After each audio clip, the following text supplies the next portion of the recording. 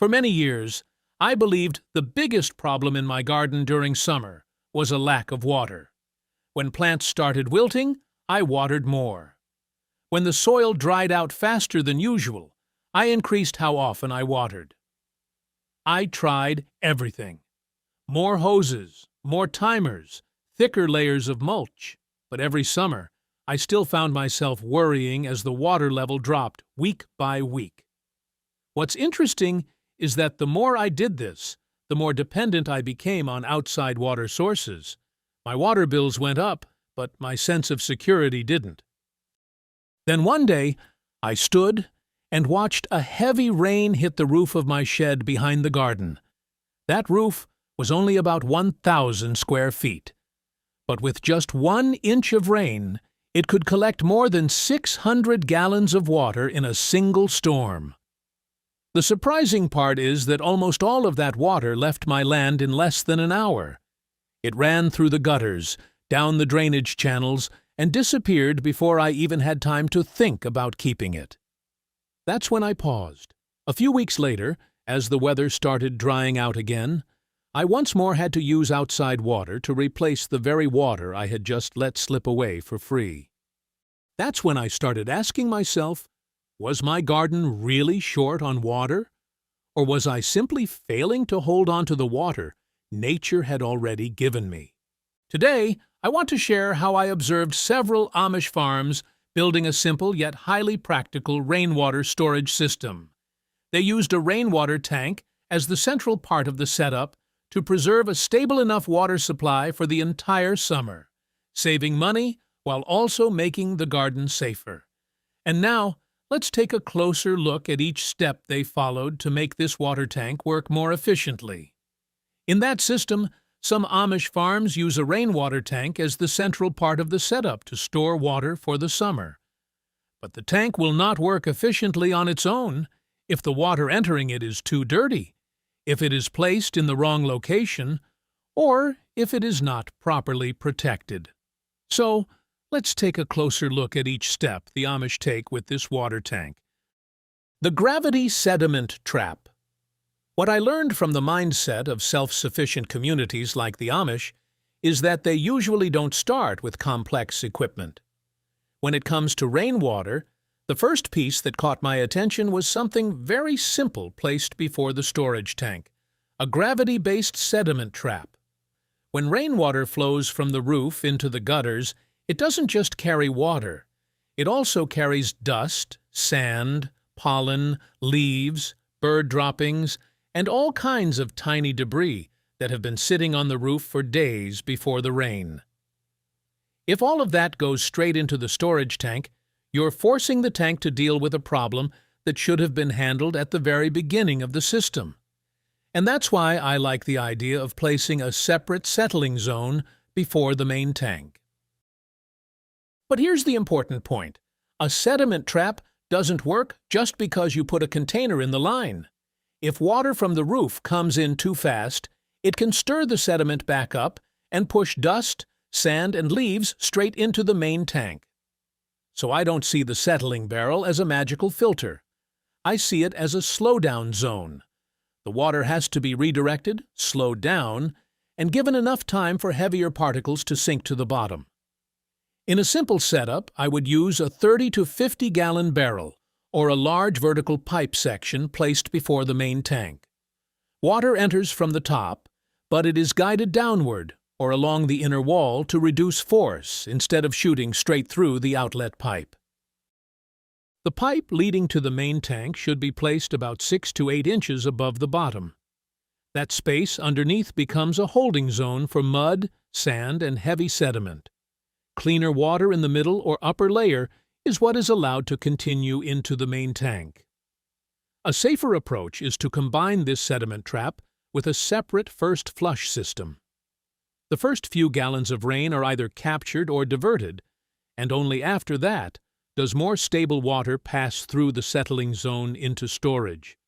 After a few rain events, I simply open the drain valve at the bottom of the settling barrel to flush out mud, sand, and debris. To me, this is the kind of design worth learning from. not because it is perfect, but because it is simple, easy to inspect, and easy to maintain. What I like most about this principle is that it doesn't try to fix the problem at the end of the system. It adds a small layer of protection at the very beginning, before sediment ever has a chance to move deeper into the entire system. Darkness matters more than algaecide.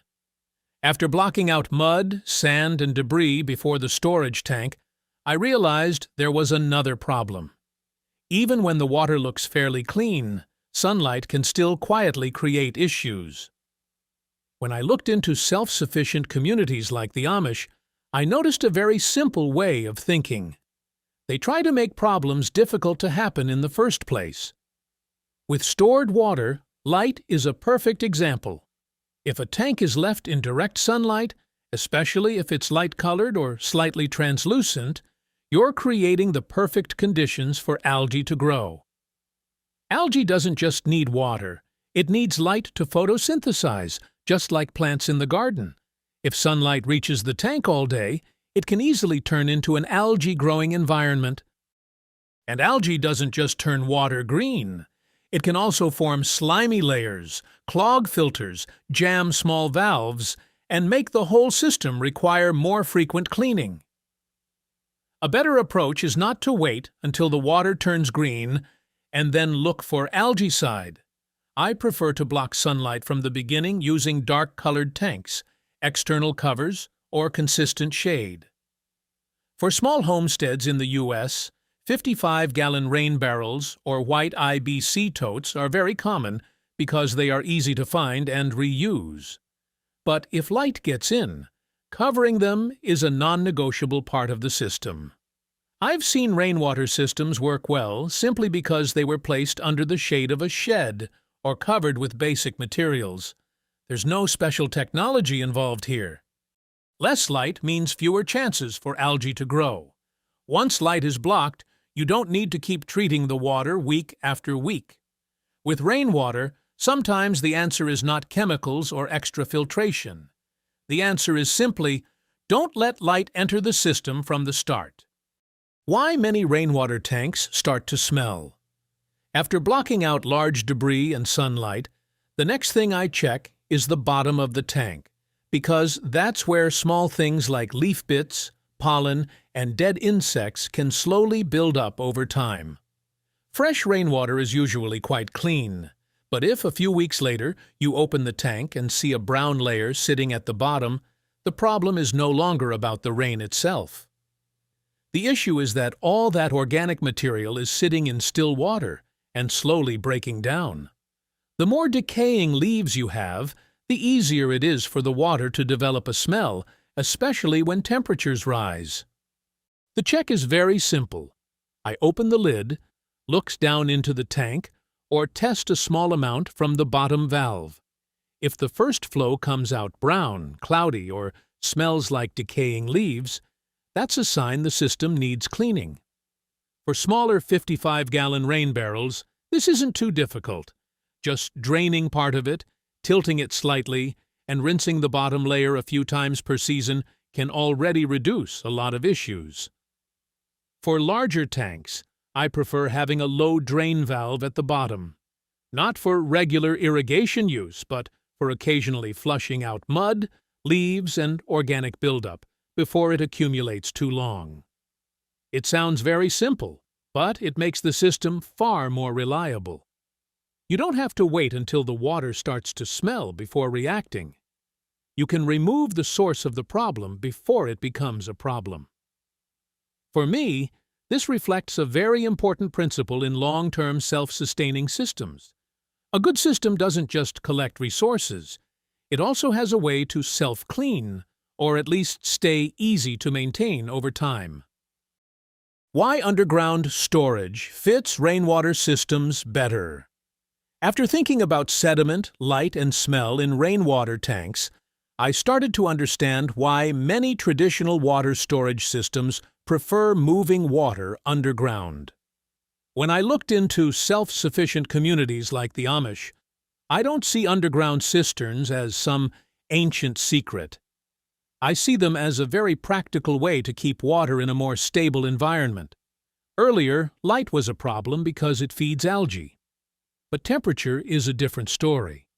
The warmer the water gets, the faster leaves and organic matter at the bottom break down, and the sooner odors begin to form. A tank sitting in full summer sun can heat up quickly during the day and cool down again at night.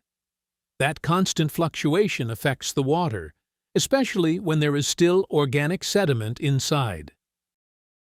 That's where underground cisterns make sense. The surrounding soil blocks light, reduces temperature swings, and protects the water from direct weather exposure instead of letting the tank deal with sun, wind, and daily heat changes. For small homesteads, not everyone needs to dig a large concrete cistern underground. A buried tank and a shaded surface tank are not the same technically, but they share the same goal: creating a more stable storage environment. If an underground cistern isn't possible yet, I would start with a simpler version, placing the tank on the shaded side of a shed, fully blocking sunlight, setting it on a stable base, and avoiding direct all-day sun exposure. What I like about this way of thinking is that it doesn't try to fix water after it's already been affected. It designs the storage environment so the water is less likely to be affected in the first place. Well water as the foundation, rainwater as the backup layer. After digging deeper, I realized something very important. Many traditional rural communities, including the Amish, don't treat rainwater as the only source for everything. In reality, well water is often the main foundation for many farms. Rainwater usually plays a backup role or is used for gardens, fruit trees, livestock, and tasks that don't require drinking water quality. This makes the whole system much more reliable. Instead of putting everything on a single water source, they divide water needs into different layers. For example, well water may be used for daily household needs. Rainwater can be used for irrigating vegetable beds, washing tools, moistening compost, or supplying remote areas of the property. For me, this is what makes this approach much more realistic. It doesn't glorify rainwater as the ultimate solution. It simply places it in the right role within a self-sufficient system. Even a small homestead can apply this principle. You don't necessarily need to replace your entire water system. Sometimes a single 55-gallon rain barrel is enough to reduce pressure on one part of the garden. When it doesn't rain and the barrel runs dry, the well remains the foundation. But if the pump fails or operating costs increase, the stored rainwater becomes a backup layer of security for the garden. That's not full replacement. That's smart redundancy. And in a homestead, that backup layer is often what keeps the system from breaking when conditions change. The roof matters more than the tank. When I first started learning about rainwater harvesting, I used to think the storage tank was the most important part of the entire system. But the more I learned, the more I realized that water quality is often decided at the very beginning of its journey. The roof. A roof covered in leaves, dust, and bird droppings produces a completely different kind of water compared to a roof that is cleaned regularly. And no filter likes dealing with things that never should have entered the system in the first place. This is something I also found interesting when looking at traditional water systems. They often spend more effort keeping the catchment surface clean rather than relying only on treating water after it is collected. If the roof is where the water is created, then the gutters are the first line of defense. A single clogged section can easily pull far more organic debris into the system than most people expect. On a roof of about 1,000 square feet, just a 1-inch rainfall can generate more than 600 gallons of water. When that much volume moves through the system, even small issues on the roof quickly become big problems in the storage tank. That's why I spend less and less time thinking about buying more filters. Instead, I spend more time checking the roof, the gutters, and the places where water first enters the system. This may sound simple, but it reflects a principle that appears throughout this entire video. A resilient system doesn't begin by fixing problems after they happen. It begins by reducing problems at the source. And in the case of rainwater, that source isn't the tank, it's the roof above your head. Don't collect more water than you actually use. After talking about roofs and storage tanks, I realized another very common trap, thinking that bigger systems are always better. But with rainwater, bigger isn't always smarter. If you have a very large tank but your garden only uses a small amount of water each week, that water can sit still for too long. And when water isn't moving, small problems inside the tank have more time to build up. What I like about this way of thinking is that it brings the system back to real needs. I stop asking, how much water can I store at maximum? I start asking, how much water does my garden actually use? A small system that is used consistently is often easier to manage than a large system that is rarely touched. It's easier to check for smell, easier to flush sediment, easier to clean, and easier to notice when something starts to go wrong. For me, this is a lesson that feels very close to the mindset of long-term self-sufficient systems. Don't maximize just because you can. Build something that is just big enough to be used regularly, and simple enough that you will actually take care of it. Because the goal is not to show how much water you can store. The goal is to make sure that water is still useful when the garden actually needs it. After going through all these pieces, I realized the biggest lesson isn't in the tank or the gutters. It's in how we think about water. Before, I only thought about water when plants started wilting or when the soil was already dry. But long-term self-sufficient systems tend to hold resources before they are actually needed. A single rain event may only pass over your roof in a few hours, but if you manage to keep even part of it, that water can continue working for the garden for days afterward. For me, that's what I've learned from the mindset of communities like the Amish. Not ancient secrets, but the habit of preparing before the need appears. In the end, a healthy homestead isn't built on one single trick. It's built on layers of small redundancies and a way of thinking that captures resources before they are needed.